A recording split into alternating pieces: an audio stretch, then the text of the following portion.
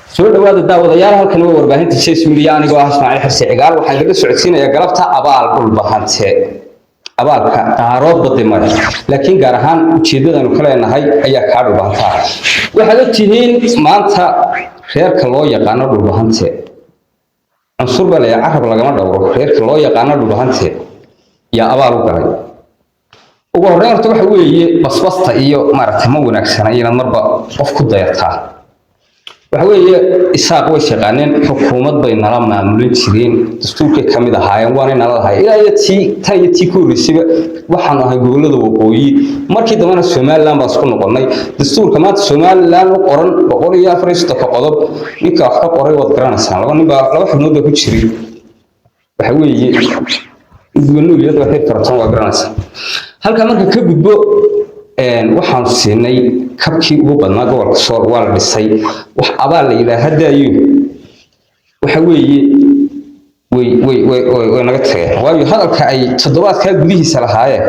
iyo kii xigay toddobaadkii xigay ahaa isku mid ma hayna waxaanay ku kala duwan waa maalintii go'aamay ugu soo dhaweynayeen iyo maalintii gala dagaal ka dhaxadayay ninkii garanaya dagaalka buuxiyay taasi iyadu waxa weeye anagu abaalka mana sugin laakiin marka ay inay wax sheegin ilaa dan ku soo dhufay hadaba waxa weeye reerkii la oran jiray ma jeerteen ama Puntland ka dib jiray way soo dhaweeyeen naf iyo maalba way dul dhigeen maxay si u socdeen in ilaahay gobolkaas Sool gacanta u soo geliyo oo kamid ahaa markii hore dastuurka ay la qabteen oo ay ula tageen saddex gobol aan midna aan shaqo ku lahayn waayay markii ay gobolka Sool dagaalku ka socday inta iyo baroorta xaqii la qaybsaday waxay ahaayeen ma jeerteen iyagoo reer u soo baxay aan xitaa xukuumadda ka maarma qaar reer markay u soo baxeen dhaawacii iyo dhimashadii iyo dhiigii iyo raggii la qabtay inta way la qaybsadeen habarta dhaxdana waxay geynayeen garowgii goosatay la saacado iyo qardho ka dhaawacmay ka dhintay halkaas lagu aasiyay kuwii gargaarka u fidiyeen iyaga ahaan beena ka sheegnay anaga cadowgayga ahaa cadowga laakiin runta waa laga sheegaa waxa weeye maalintii u dambeysay maxaa ka dhacay halkan waxa markaad kaaga dhigayaa fiimo quudshe oo xildhibaan Soomaaliland bay ahayd way ka soo horjeestay asadiyaana laafti gelisay uu la halgamay ciiltiray ula baxday magacyada ula baxday kala duwan maanta wixii ay ku hadashay iyo wixii ay maxay tiri anaga ka dhignay isaga wax ka dhigay misayaa wax ka dhigay marka shakhsiyadda iyada soo qaadanaya waxa sheegaya Xamse Cabdi Barre maalintii wakiilaha baroorta joojiye sidoo kale dinina wuxuu lahaa u ficil dagaalamadeed oo reer dagaalamay horta anigu ma jeerteen waxa ii sheegaya abaal dhulbahantay hadaad maqasho warka waa kale ku yaqaaniba daaroodku uu kala soo sokeeyo horta abaal dhulbahantay waa ka saacadana inankii yaraa ku soo socday jeelka weyn bay dhigeen inankii reer khalafa dhigaa weeyna waa kuwa miidiyaha ka caayay annaga waxay ka dhigay taagay waxa weeye meesha u socdaan idinku waa aragtaan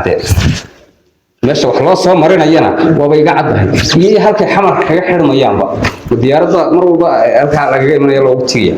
horta marka waxaan sheegay abaalka dhulbaante waa ka annaga waa naga abaalka dhacay idinkana itiin ilmaada reeyaro tiin way naga xunta waqac weeyaan oo baan ulaynayba markii ay maxaa sheegay wala dagaalanay waxaan aragnay yar kibirsan wala dagaalanay laakiin idinka tiin waqac weeyaan naf iyo maal iyo adduun iyo raga maanta halkan ugu xiran ma jeerteen ugu badan yahay waxaana halka ugu jira waxa weeye goolkii Sool maanta waxa ku la adiga caafimaad qaba iskaga tagi guuraa anagu taarta ma yeelin mana yeelin ka baxayna lagu anagu ma yeelin marka waxa sheegaya wax kasta ha ahaato kulli waan ka dad badan nacnaclaha baraha bulshada ka hadlayo meel kasta taagan cid kasta aadaan ma jeerteenku waxa weeye maanta dhulbahatay isma baranayaan laakiin kulli waxay la tahay waxay ka yeeliyaan iyaga jirtaan uu u tilmaamayo waxa ay rabaana waa iyaga nimanka dhulbahatay horta mar walba xorbeysnimada xorma tiidintii cid isku keen anagu idinkeeda ma socono iyaguna idinkeeda ma socdaan waxa loo socdo waa dhulkan aan isku haysanaa wax dhulbahanta la yiraahdo xorana ciidamo ma ogola ma Soomaaliland aad sheegaysaa ma ogola waxaan wax weey wala isku dabaynaya wala isku carinaya ninka maanta ma jeerteen wuxuu rabaa in uu dad ahaan ku sheegto gobolka Suuriya agagaarkiisa aniguna dhul ahaan baan leeyahay wada xamarna labada inaan midna yeelan oo tayartaan soo raacda kartaa ninka guuleysanayaana waa aniga intaas oo dhan ninka guuleysanayaana waa aniga yaa guuldaraysanaya guuldarrada ugu xun waxa qaadan kara gobolka Sool iyo waxa ka taliya waxa la hayaa gobolka Garowe iyo cid ka talisa gobolka Sool dadkiisu beeshu meel walba way digtaa waa dad deegaankaas isku beela weeyeen laakiin ninkii dhulka iska lahaa waxa ku dastuurada iska daa Afrika iyo ku Soomaaliyeed iska daayo kuwa caalamka ku xaq lagu xaqiiqsan karo waa anigu weeyaan sababtaasaana ku cadeynaysa inaan halkan anigu iska leeyahay nin kasta baa iska yimaado talaabo kasto aan qaadana waa lagu hargebaa waan ogahay waxa weeye waxaan u calaalin Afrika saacad gudahooda wax qabsan kara waana ninka imika imanayana waa uga dhaaran kara laakiin muxuu ku soo kordhiyay muxuu si kadib bedelay aniga iman burburinay laakiin Soomaaliya burburinayso anigana waxyeeladiis marka qaar bay waxtarkaaga noqotaa waxaan ilaahay marka la sheer gareebto dadka inuu soo gaadhay inta waa ka codsanaya muuqaalkan aragtidaada ka dhiibo commentiga ku soo qor waxaan kaloo idin xasuusinayaa waxa jira dad badan oo reer ahaan baahantay ku metela saameynna kule wax ka hadlaya mid aragteen ama khaatimay wax leeyahay taageersan ama yaa hore mooyana waa ma maxay la aaminsan marka Soomaaliland joogeen waa kuwiina naaraha waxay la aaminsan yihiin waxay og yihiin maanta halka loo socday iyo halka dadkan laga dhaadhiciyay halka ay dimoodayaan dadkan inay wax ugu jiraan wax ugu jiriyay si xaggee wax ugu jiraan dadku inay tahay cid ay wax la lahaayeen sababtay dawlad ka carar ma ahayn waxay ahaayeen muuse ka carar maalinta maanta wali yirfugtay dawladda badweyn la gashay waxa si hadalkayga ku soo gabagabeynaya war ma jeerteen oo abaal u baahantay waa aragtaan maanta ma baranaysan si hore oo taqaanay maxaa si doonaysan in hadhow la heshiis bay idin galeen 13 xildhibaan bay ku leeyihiin madaxweyne ku xigeen bay ku leeyihiin xubno kala saameyn badan bay wasiirro iyo arrimo kale ay ku leeyihiin maanta midna wasiirku kaaga yahay halka midna waxa weeye wuxuu ku yiri laascaanood ana iska rabo waxaan doonayaa inaan Soomaaliya gobol sab looga soo magacaabo wadagtay taasina aanay dhacay marka waxa ka yeelisaan wararta fikrada community-ga bulshada waan islaamaya intay la joogtay intay daawan doonto fikraduna waxay fiican tahay marka waxa weeye bal markuu yimaado ayaan isla eeginaa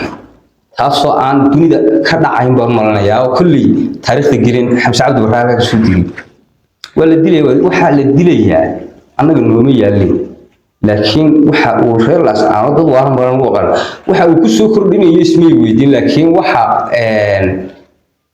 iyagu ay u arkaan wax lagu xaragoon karo Xamse yimi Xamse gobol Soomaaliland kamid ah soo booqday dawladdu way soo booqataa gobol weligeed bal isku haysi jiray taariikhda ugu weyn waxa ka galay Kashmir dawladda ugu weyn ee Hindiya iyo Pakistan waxay isku haystaan gobol Kashmir leeyahay Soomaaliya elitariya dagaalkii baarmay ugu badan muxuu ka dhacay dawladda kasta oo dhinaca isku hayo gobol lagu muransan yahay waa ka dhaxeeya aakhirkana ama research uu noqdaa ama cid buu raacaa maxkamadaha laga garnaqsadaa Kenya Soomaaliya xitaa hadda koro ku bad ku garnaqsanay waxa weeye arrimahaas oo iska dhacaan uu soo gaari karaa wan reerkoodii yimi qaar hore ogaadeen inuu joogay waxba kama bedeli kareen kuwana waxa ka bedeli maayaan balse